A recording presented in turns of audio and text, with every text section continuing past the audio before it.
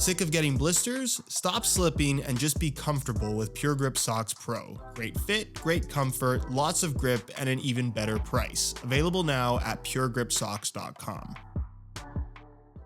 These are the 5 boots that you should not buy in 2024. And that's not because I think all of these boots are really bad. There's actually some really good boots on this list, but based on my own personal experiences with not just these boots, but just about everything on the market, for every boot that I don't recommend you buy, I'm going to give you a recommendation of what I think you should buy instead. And as always with these videos, I'm not suggesting that you couldn't play well in any of these boots, but I am suggesting that you could get something much better for the same amount of money or less. Let's get right into it. The Puma Ultra Ultimate is an okay pair of football boots in the speed category at a price point where pretty much everything around it is just significantly better. In other words, if you were to compare these to every other top-end speed boot currently on the market, these are simply the worst. And at $220 full retail, which you definitely don't have to pay because these are always on sale given they're not very popular, if you're just talking about the objective performance of the boots as well as the way that they fit and feel,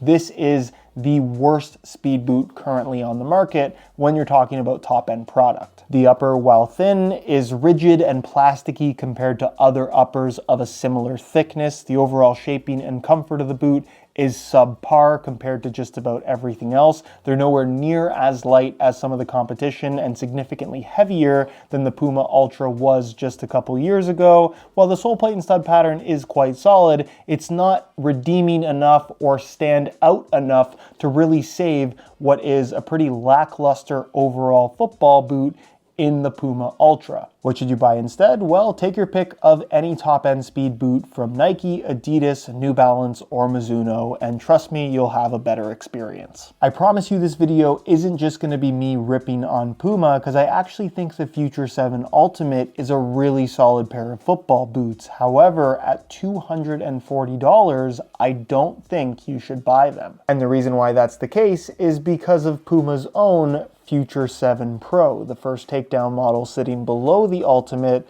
that retails for $100 less at $140. What's the difference, you might ask? Well, almost nothing. Or at least almost nothing that actually matters in the grand scheme of playing in the boots. Other than the fairly insignificant power print micro texturing, the slightly more structured power tape across the top of the foot, which I'm personally not a big fan of, and a few less grams of weight, there realistically is no significant difference when you're comparing these two football boots, to the point where honestly, if I had a blindfold on and you slipped the Pro on one foot and the Ultimate on the other, I'm not sure I would be able to tell a difference. Well done to Puma for creating such a high quality, budget friendly product. Unfortunately though, it does make the top end Ultimate feel a little unnecessary, or at the very least unjustified, because you're really not getting much of anything meaningful for an extra $100. The $240 Nike TMO Legend 10 Elite is another great pair of football boots that were also featured on last year's Do Not Buy list. And the reason why I still think you shouldn't buy these is for the same reasons as last year, in that you can get the same experience for a lot less money. Where similar to the Puma Future, why spend $240 when you can spend $150 on the TMO Legend 10 Pro and get pretty well the exact same football boot? With the main feature of the top-end Legend being the controversial but undeniably very high-quality synthetic material that is Fly Touch Plus, a replacement for kangaroo leather made from synthetic but still giving you the sensation of natural leather, at least according to the marketing. They definitely have some leather-like qualities, but is it a true replacement? That is totally a matter of opinion.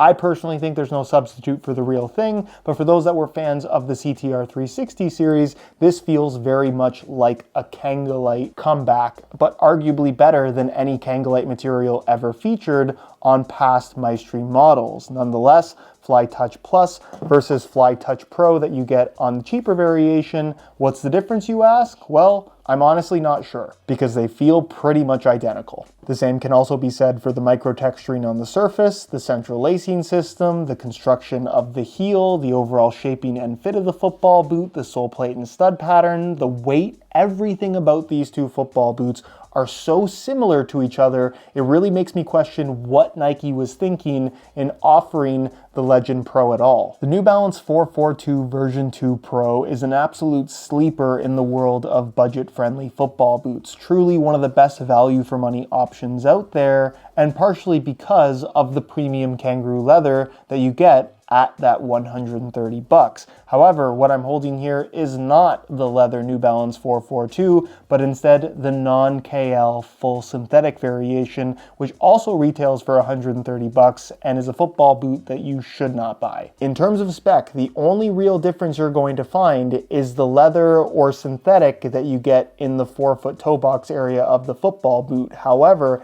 the kangaroo leather on the regular version is so much softer, feels so much more comfortable, and offers so much of a better feel on the ball. Not to mention, it does create some differences in regards to overall fit. You would just be doing yourself a disservice by going for the synthetic version. And not to circle back to a pair of boots we just talked about, but if you really wanted something synthetic with the feel of leather, I would very strongly recommend spending an extra $20 on the TMO Legend 10 Pro from Nike rather than going for these. Bringing us to what I would argue is the biggest fail of the year, which is a shame because I think the new Predator has so many good things about it. However, the first takedown model in the Predator 24 Pro at $150 is just a mess of a football boot when it comes to overall fit and comfort. On paper, these seem like an amazing deal. The Hybrid Touch 2.0 of the top-end model, the rubber strike skin elements of the top-end model, the stud pattern and sole plate being visually very similar to the top-end model. Unfortunately though,